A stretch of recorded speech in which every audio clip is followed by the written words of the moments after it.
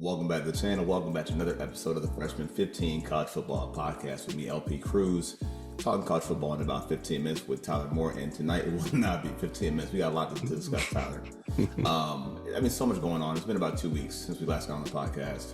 But a lot happened in the last 2 weeks. A couple stunning shockers also. And I think tonight we got some CFP bracketology. Is that right? Yeah, that is 100% correct, because I think I'm more intrigued with that right now, or than the past 2 weeks, and then this week coming up. That bracketology that's where it's at for me this week. Agreed. So I'll tell you what we're gonna do is we're gonna hold that for the last part of the show. Again, this is gonna be a boomer of a show. So grab a snack, drink, popcorn, grab something you like, and hang tight with us because it's a lot to discuss. Now, I know that we have been on for a couple weeks. Did you happen to kind of check out the some of the games last week? Yeah, so the big one I watched was the Ole Miss. Was it Ole Miss LSU? No, Ole Miss Bama. Ole Miss Bama. Yeah, Ole Miss Bama. I watched those SEC games, and we're gonna get to that a little bit later. But it's been kind of lackluster. But like we said, coming up into this week, it's big for the teams that are on the cusp, and that's what I'm really excited for. We'll get to that a little bit later, but yeah, like you said, it's been a little lackluster. But we had Indiana getting their first big win. This is the first time they're ranked in the top 5 since 1967. So good for the Hoosiers, man. And the Big Ten reigns supreme. 4 teams in the top 5. So kudos to them. Being dominated by SEC. College football has been dominated by the SEC lately. For 2 decades, it seems like 2 decades now, since Nebraska was big in the 90s, and it's good to see Big Ten throwing their weight around right now. But yeah, how about you for last week? So I tuned into the same game, LSU Alabama, and I don't want to get too CFP deep into it, but it felt like almost an elimination game for somebody, depending on who you were. I think going into that game, I think it was kind of laid out there for Alabama to kind of dominate it, just given all the weather, the conditions, whatever. Get dominated in the trenches the way they did by Jalen Milroe, who had 200 yards rushing, 4 touchdowns. Mm-hmm. They had 6 touchdowns, none passing. So it was down your throat nonstop. And you can kind of see on the early drives too, they were kind of getting those dirty yards, pushing forward Justice Haynes. And then you allowed Miller to kind of bust it wide open. I think he had a 80-yard run, went for 45 yards. It was over and over and over and over again. And they were running quarterback power. And it was busted wide open down the middle every single time. I just think for LSU, so I think going into the year, we had certain quarterbacks on our list that we thought, he's going to be pretty good. Good prospect, good player. Brady Cook, Garrett Nussmeier. It's just not panning out for him. It's not panning out. And the one thing was the interception that he never saw the guy in the middle of the field. And at that point, it was a close game. It was 21-6. So it wasn't it was out of hand, but he had to step up in that moment, and he couldn't do it. And it was one of those things where they got ran out of their stadium easily. Yeah. I've never seen Death Valley so devoid of any type of vibe, spark, atmosphere, nothing. It was a kind of a messy night to begin with, but it was even messier on the field. And I think for LSU, it's they kind of go into my category as well. I don't know if you did a hurt themselves the most type of category, but I would think they might have been on your list too. Yeah, so and the big thing was that is when they played a couple weeks ago, when they played against Texas A&M, they were dominant up front when Wegman was in, and then when Reed came in, they were like, oh no, what happened to us? Because he's a mobile quarterback. He only threw 70 yards passing, and it seems like Alabama touched in on what A&M did in that second half, what Alco had them do in the second half, and Brian Kelly always does. He doesn't. I know we make fun of that, Lane Kiffin does the same thing, but Brian Kelly he doesn't adapt, and his teams never do adapt well, and that was kind of a punch in the face, because I think they're ranked 6th or 7th in the SEC now. I don't think there's any shot for them to get in. Yeah, man. They're pretty cooked, I think. And just to kind of segue into hurting themselves the most last week, it's got to be LSU, right? With 3 losses, it was a long shot anyway, but now you can pretty much kiss it goodbye, because now down 3 L's, 6th place in the SEC, it's just not going to work. And they were kind of in playoff mode. That was the de facto playoff game. You had to win to kind of help yourself out a lot. And again, just how you handled the run game was terrible, but also, again, just how the quarterback played too. It's just it's all kind of symbolic, like the interception, like like you don't see the bigger picture, like the players themselves as a whole, not just Nussmeier, but all the players didn't see the bigger picture. So you're kind of throwing your playoff hands into somebody else who now has control of it, that being the committee. And that's terrible. And even now, you look back at some of their losses, they look even worse in hindsight. The USC loss is probably one of their worst losses because of that. Plus South Carolina as well. It's just, I mean, I think they're already dead, but then you got Vandy, who I think could probably sneak them on the 23rd too. So it's like, it's over. I mean, I think it's over. They kind of killed their own stock the most. Now, was that like an upset pick you had last week? No, I think I was pumped because it was my birthday weekend last weekend, and that was the only game that I was like, oh, I got 4 games. This is what I want to happen, and I was like 3 of 4, and I was like, man, I was so mad. I don't know why I put all my faith in Brian Kelly, but it is what it is. So you know what game I had, and I didn't tell you about it earlier, and I should have. But the one game that I thought could have been an upset was BYU and Utah. No. And the Holy War, right? And so I'm crazy, but I sat there, watched the game late night, and it was as ugly as you would think. Because as I'm watching, kind of like previewing the game, kind of taking my notes, I know their quarterback isn't very good. Although he has 2 good receivers, Lassiter and Chase Roberts, he's not very good. Plus, Utah has like a lot of size on the outside. Like they're very big on the outside.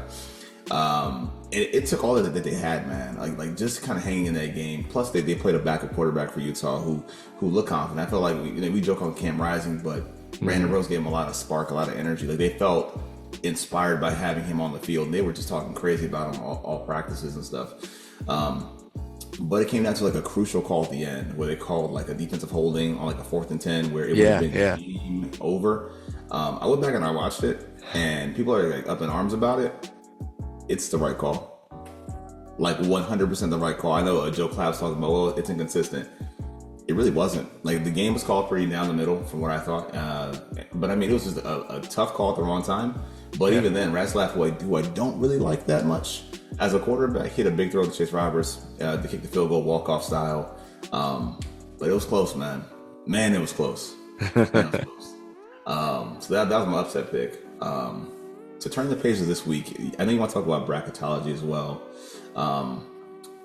That being said, though, should we cover our upset picks first or circle back to the bracketology piece?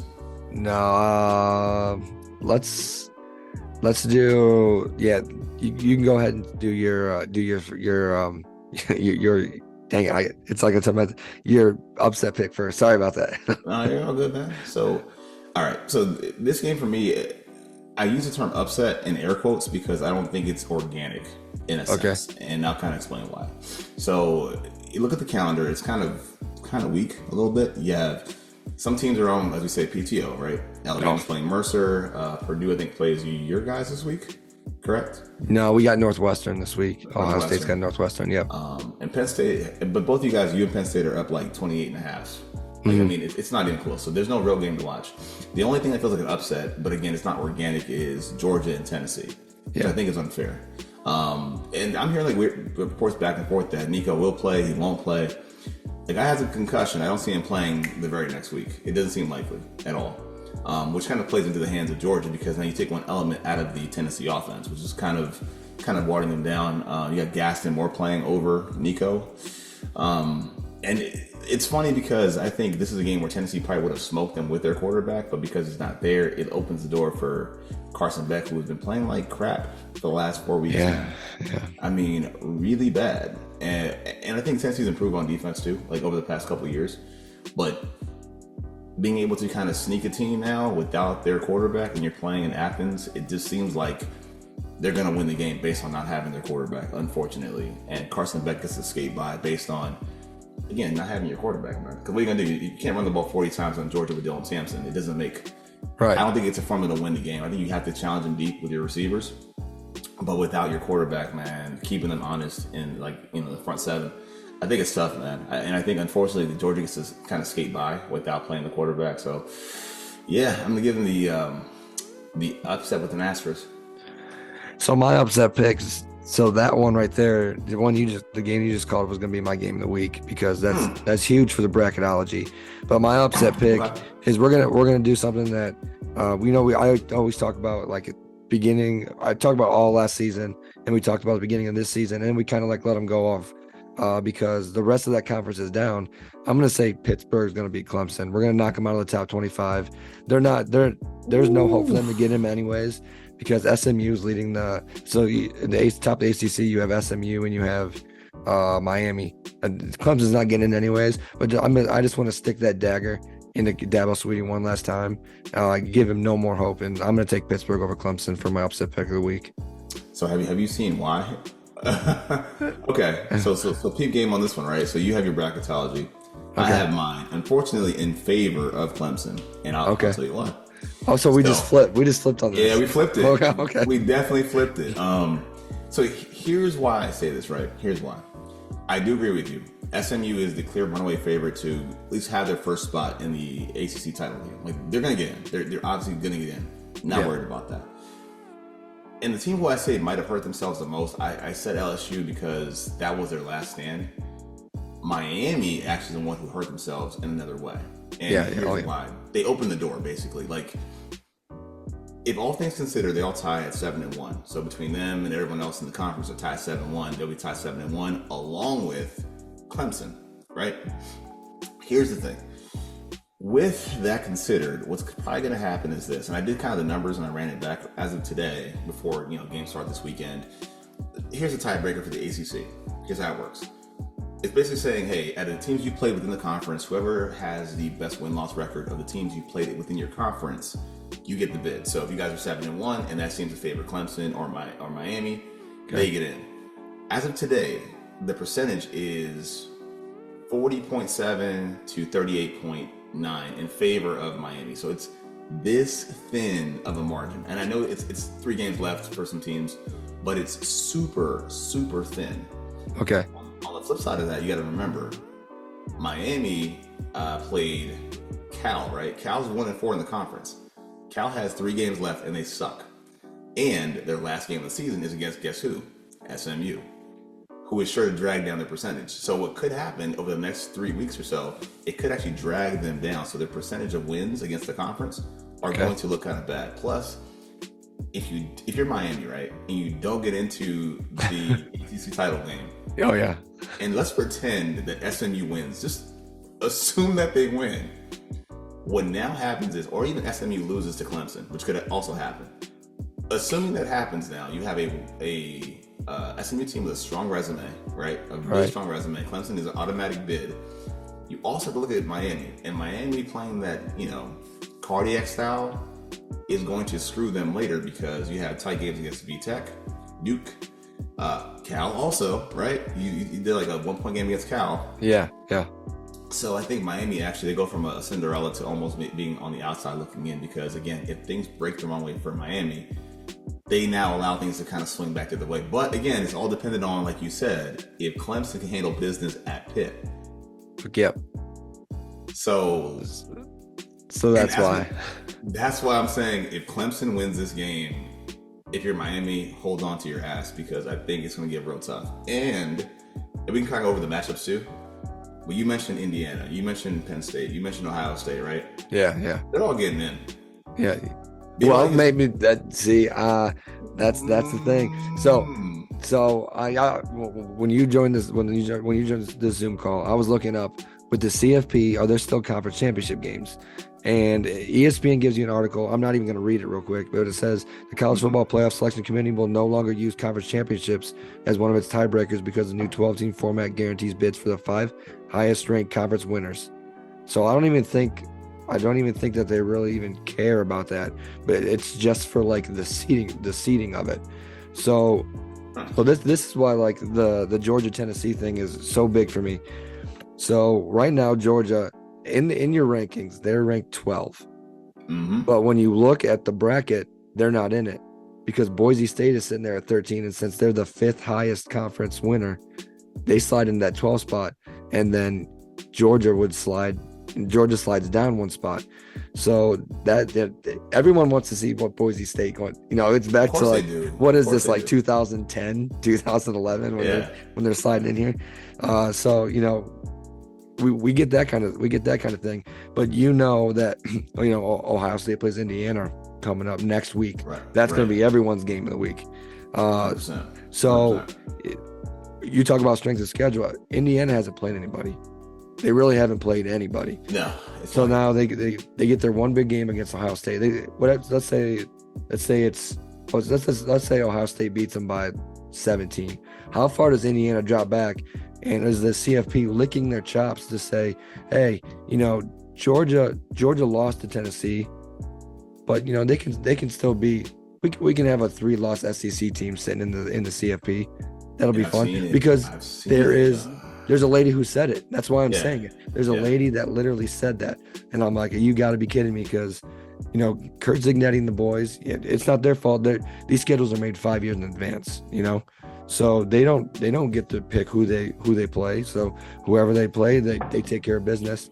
And I said we got 4 Big Ten teams in the top 5. So Penn State's pretty much a lock. I was looking at so Tennessee and Georgia, this is their last tough game of the season. Then Georgia's got next week, they got Citadel or something like that. No, it's UMass and then Georgia Tech, and then I think Tennessee, they have a cupcake, and then like Vanderbilt. So I mean they get Vandy could sneak one because we've seen it doing it before, but it's like this SEC thing. We talked about it in the 14 playoff. Like, hey, do you want 2 or 3 SEC teams in this 14 playoff because they're so dominant over the Big Ten? Now you get the super conference and like, well, maybe we can slide in the 5th ranked SEC team because they look good on paper, because not all 3 losses aren't the same. And it's like that transitive property. You can't say that one team beats this team because then they beat this team. That'd be saying like, USC is better than Alabama right now because they beat Wisconsin, or some crazy thing like that. But like this bracket, because I have it right here on my computer. You're not gonna be able to see it, but it goes. Where did I have it right here? So as of right now, week 12, Notre Dame plays against Tennessee. Boise State plays against Ohio State. Alabama plays against Indiana in Bloomington, and Ole Miss plays against Penn State in Penn State. I mean, you cannot ask for. It's awesome though. You cannot ask for anything better than this, and for them to be say Indiana does lose, because one of those teams is going to lose. One of those teams is going to fall back. You cannot say, well, Georgia, they lost to Alabama and Texas, and we're just going to, both those teams are ranked. We're just going to keep them in the top. I don't want that, man. Even if they're a 3-loss team, kick them back, because, a team that's sitting on the outside that, I really don't like, that could possibly still sneak in, Colorado. Colorado could sneak in there. BYU sitting right there. BYU. I mean, to me, right? I mean, it's going to take a lot for Colorado to get in. Someone's going to have to, you'd have to have like Ole Miss, choke on everything, If I'm right, so are you saying that they wouldn't factor the Big 12 champion? So it's just based on seeding. So they're so like your top 4. So you got your ACC, your Big 12, your Big 10, your SEC. Okay. Those 4 conference champions, they're the bye. The 5th conference champion, they just get to sneak in. They're an automatic bid. They get to sneak in. So like Boise State, right now they're ranked 13, but they get to slide into that 12th spot because your 5th conference would be like what, your Mountain West. It's gotcha. Your Mountain West. Mountain West. That's going to be the one. So there's a path for Colorado to win the Big 12, right? I was getting there, but I didn't get it to look at their schedule to see what it is, but I mean it's very possible, because I'm trying to think of it. Yeah, what is it? I mean, wouldn't that be something though? Just that they actually were able to pull that off. Yeah, because I mean, you and I at the beginning of the season, we were talking like Colorado not even winning 6 games this year. I mean, they're 7-2. They're bowl eligible. I mean, props to them. They took care of business.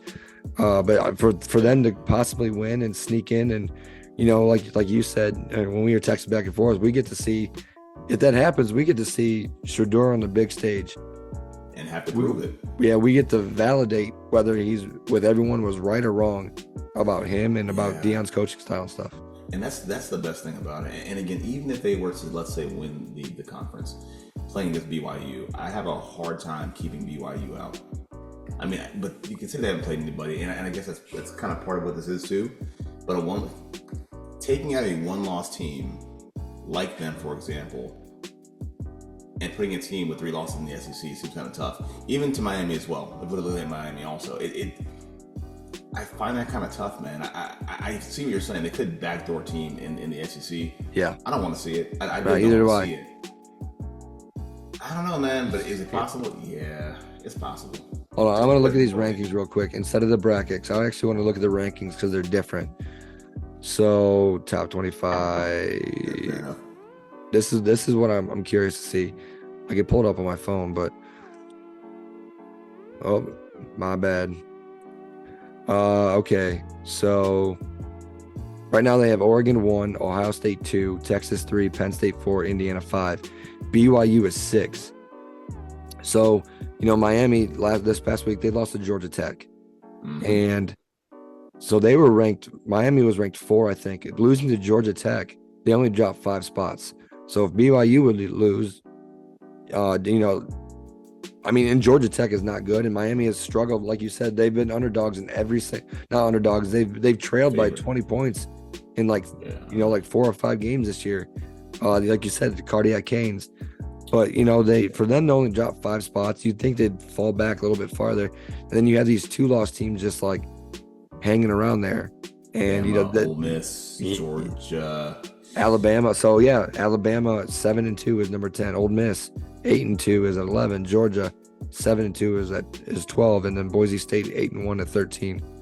So, and SMU is 14. But and then we talk about these bracket things. The one game that we haven't talked about, but we will talk about probably next week. So we're not going to hit on it too much.